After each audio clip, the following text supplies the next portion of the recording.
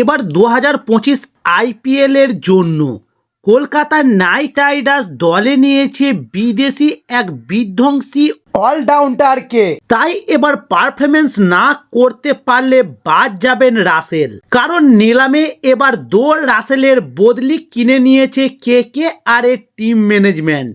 তবে জানিয়ে রাখি, আইপিএল এর মেগা নিলামে প্রথম দিনে 6 জন ক্রিকেটারকে কিনেছিল কেকেআর। তবে নিলাম শুরুর পর দীর্ঘ সময় কোনো ট্রেড করেননি নাইটরা, কিন্তু দ্বিতীয় দিনের শুরুতেই বড় চমক দিয়েছিল কেকেআর, কারণ নিলাম থেকে এবার এমন তারকাকে দলে নিয়েছে কেকেআর যা এবার তুলে দিয়েছে অনেক প্রশ্ন।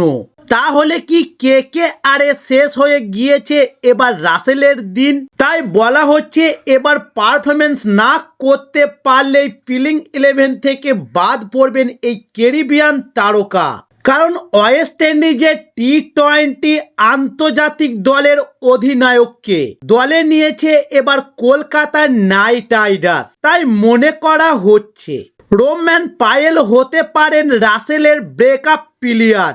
নিলামে 1.5 কোটি টাকা ছিল রোম্যান পায়েলের বেস্ট প্রাইজ। তবে কোনো দলই নিলামে দর হাঁকাননি এই ক্যারিবিয়ান তারকার জন্য।